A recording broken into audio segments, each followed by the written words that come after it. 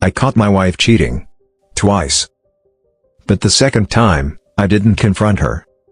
I started filming her instead. And what I found shattered everything I thought I knew about my marriage. I used to think the worst thing in a marriage was falling out of love. I was wrong. The worst thing is discovering your wife used your own home, your bed, as her personal hookup spot while you were out earning a living for both of you. And the worst part? She didn't stop even after I gave her a second chance.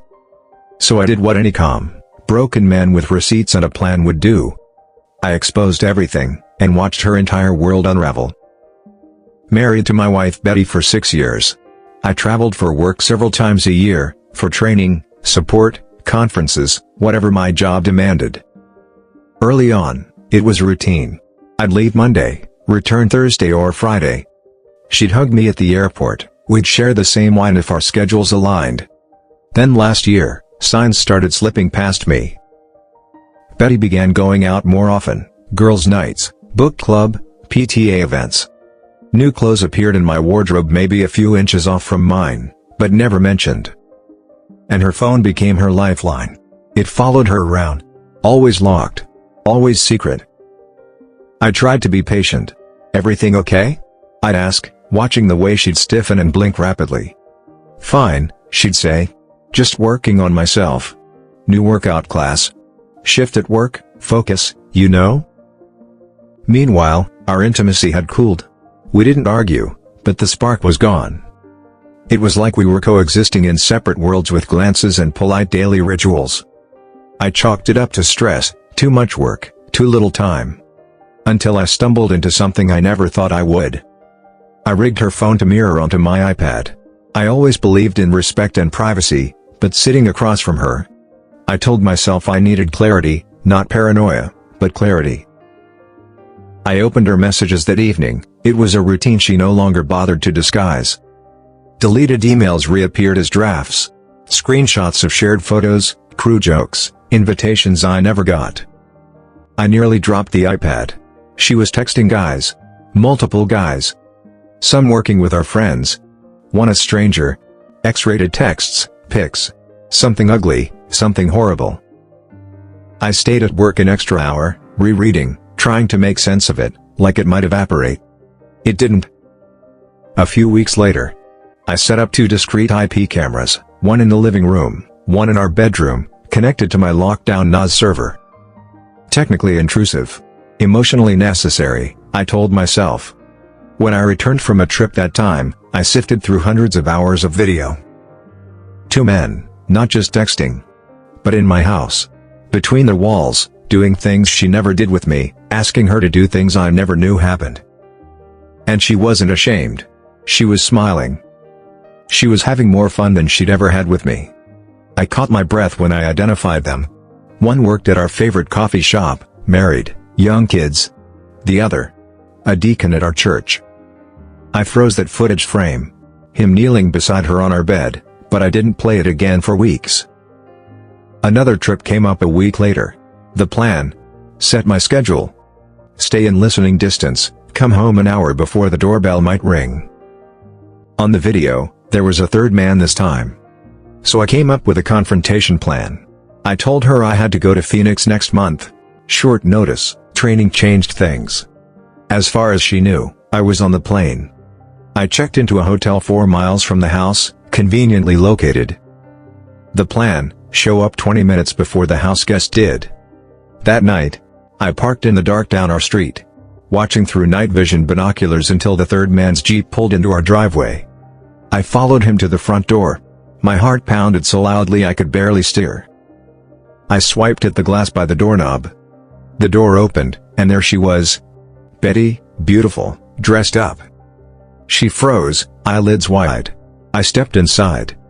"Aha," I said softly. "Except I'm not in Phoenix." I played the footage on my phone.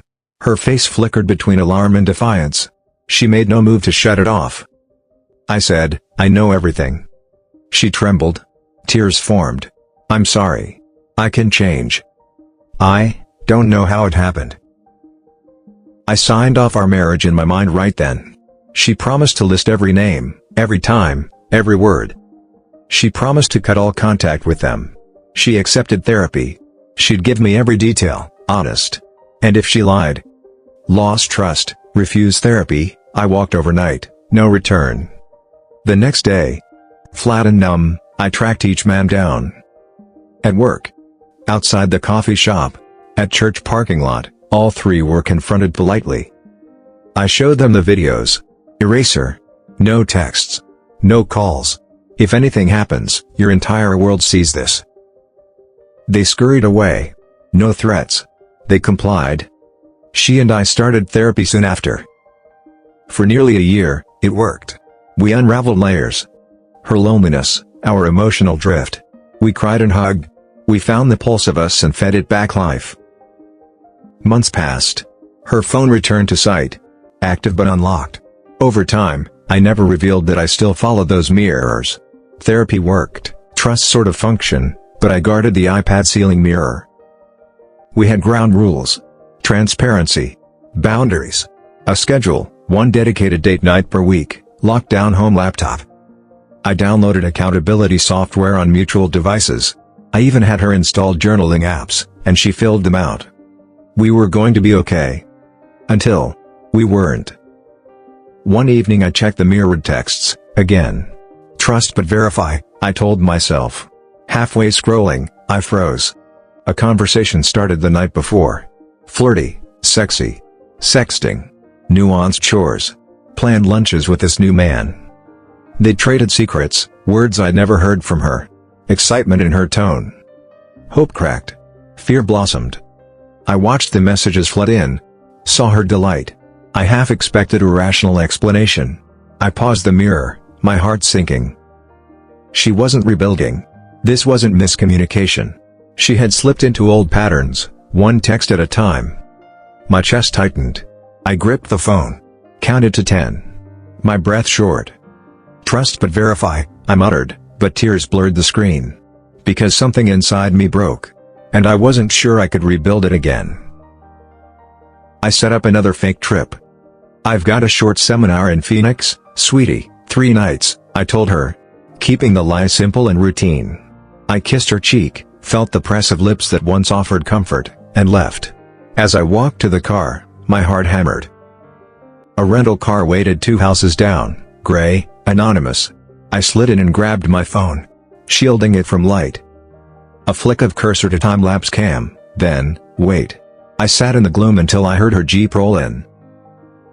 She stepped out. He appeared in a dark shirt, lean, confident. Without pausing, he followed her inside. I stayed behind the wheel, seconds ticking like hours. At exactly 20 minutes later, I slipped out. No doorbell. I used our spare key. The hallway smelled like her perfume, safe and sour. In the bedroom, muted voices spoke. I raised my cell and filmed. Each step nauseating. They didn't notice until I yelled. Get the fuck out. He scrambled, pants half in, fumbling shoes. She went silent, shock on her face. The door slammed behind him, he fled, breath echoing down the hallway. You need to leave, I kept filming. My voice shaking. She looked smaller than I ever saw her. Please, she sobbed. I'm sorry. 48 hours, I said. Tell everyone, your parents, friends. Show them who you are. Before I send this to all of them. I didn't hate her. I hated what she did. And I told her that I'd already tracked this new AP down. I emailed his wife the footage and text messages that proved it. No threats, just truth. She knew it was done. That night, my phone buzzed, voicemails from her in panic, begging. I'm sorry, please don't do that. But I stayed silent. I called my friend Mark. He said, call her back, maybe you can fix it. His wife, Tina, said, no. Expose everything, no mercy. I was torn. I wanted revenge, but I also knew I wanted peace. I refused to be the villain in my own story. Update. Tuesday morning, I was in a customer training when my cell rang. Betty. I ignored it. 5 minutes later, an email from my lawyer, divorce papers served. I stared at it until my vision blurred. I didn't cry. I felt hollow. That afternoon, I left my condo and took a hotel room for a few nights. I needed distance. She emailed, I understand. And begged to talk. I agreed, one last sit down. At midnight I heard knocks at my door. She stood there, puffy eyes, trembling lips. The remorse was real on her face. I lost everything, she said. Pastor's wife called me. I had to quit church committee. My friends are leaving, or they see me differently. I let her talk. She said 2 of her 4 APs had contacted her. They'd been forced to cut off contact when their wives saw emails. She cried about her best friend calling her a cheater now. I told Dad and Laura, she whispered. I want to fix this. Betty, I said gently, you can love me, I know you said it.